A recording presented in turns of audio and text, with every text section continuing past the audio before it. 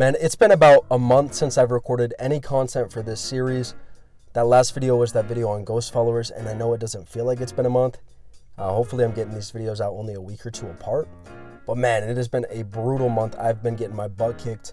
I caught the worst cold of my life that took me down for 2 weeks. Then I went to Arizona on vacation for a week. Shout out Gilbert, Arizona. Shout out the friends and family there. Got back, got COVID. I was down and out for the count, so I've been a little bit behind on content. Hopefully I've got my head in the game now. Hopefully I can deliver some really good tips for you guys today that'll help you to grow your Instagram page to 10,000 followers.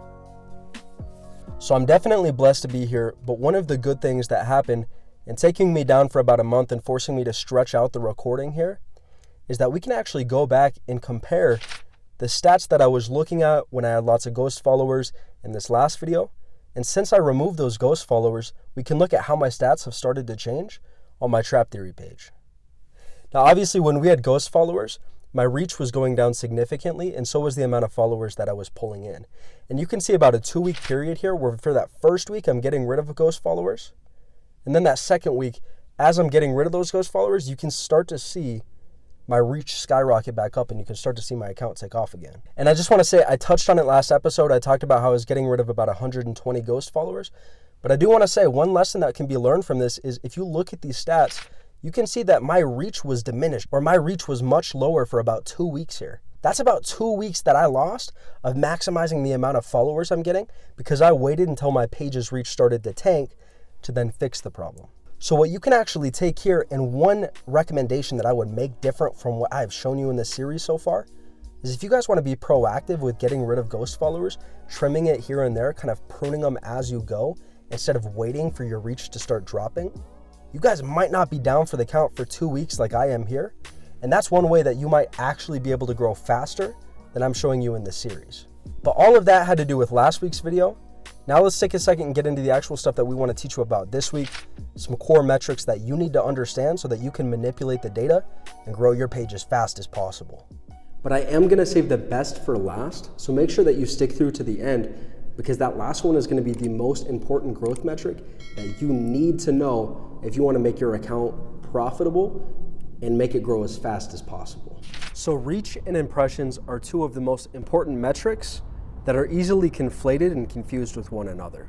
And that's because reach and impressions kind of sound like they're the same thing, but they're not. Now, I've talked about reach a lot in this series and in growing this page, and that's because early on, in my opinion, reach is way more important to focus on than impressions are. And that's because the difference between reach and impressions are that reach is how many people you're getting your content in front of, and impressions is how many times you're getting your content in front of people. By example, if I post 3 things and they only get in front of one person, but all 3 of those posts get in front of that one person, my reach is gonna be 1, but my impressions are gonna be 3. My content got seen 3 times, but it only reached 1 person. And that can be a little bit tricky or convoluted to understand up front, but the reason that I think reach is the most important when you're trying to grow is we're trying to match you with people that are gonna check out your page and that are really gonna see what your content is about, that care about your niche and what you're posting about. Later on, we might start to care about impressions when we're wondering, hey, how many times are people seeing this that we're not converting into followers? But again, that's more of a later on thing. Right now, we really wanna focus on reach. How many accounts are you getting in front of? And part of the reason that I keep equating reach with growth on your account or getting more followers is because that's exactly what I've seen. The times where my reach is the highest on my account, I'm getting the most followers, I'm getting the most engagement on my content. At the time of recording this, just yesterday, I reached over 200,000 accounts on Trap Theory, and I got 100 followers yesterday alone. So that kind of gives you an idea of how when you get your reach higher, you can expect to start converting more followers, because if you get in front of 200,000 people, it only makes sense that you would get more followers than if you got in front of 10,000 people. Which goes back to what I told you earlier, which is it's really important to get rid of those ghost followers and to keep your reach higher on your page. Now, the number one metric that you need to understand if you want to get your page to 10,000 as fast as possible and potentially make it profitable is going to be engagement rate. Now, we've talked about engagement in the past, those things like likes, shares, comments, saves on a post. And engagement rate is basically going to be how many of those are you getting as a ratio to how many followers you have. Now, you can get really nerdy and technical with how you're checking your engagement rate. There are certain math formulas and stuff that you can do. But what I recommend to keep things simple and to keep it moving fast is just go on Google and type in Instagram engagement rate calculator. Now, my preferred one, the one that I like to use here, is from this website called Flanks.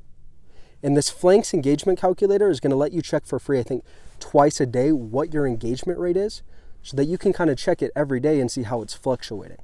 Now, today at the time of recording, this is what my engagement rate is, but I want to say that it does fluctuate a lot. I mean, there have been times where my engagement rate is 7%, and like you're looking at right now, closer to 15%. But overall, what I recommend that you want to keep your engagement rate at is right around 10% or higher. This is going to show that your page is a higher quality page, getting lots of engagement, and this is going to allow you to grow at the maximum speed that Instagram will allow.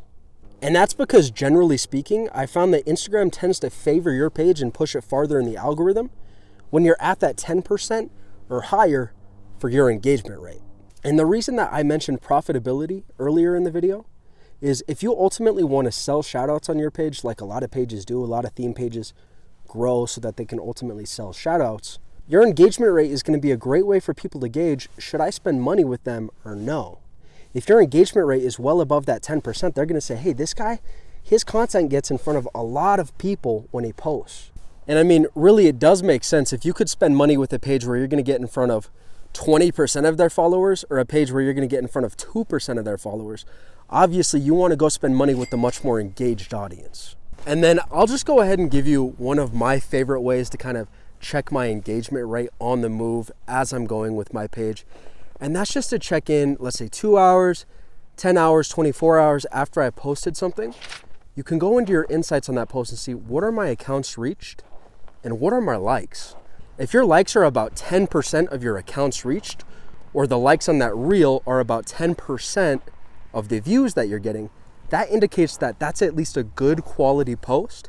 Might not be your best, but it means that you're posting good content. So that's a way to kind of gauge, is my audience engaged? Am I posting good content?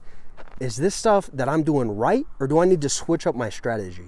And again, that's something that I like to do throughout the day with every post. I like to check in about an hour after I post something, maybe 2 or 3 hours after. It's like I said, your engagement rate is going to fluctuate a lot based on how long ago you posted something. Early on, you might have stronger engagement. Later, you might have looser engagement as it hits the Explore page.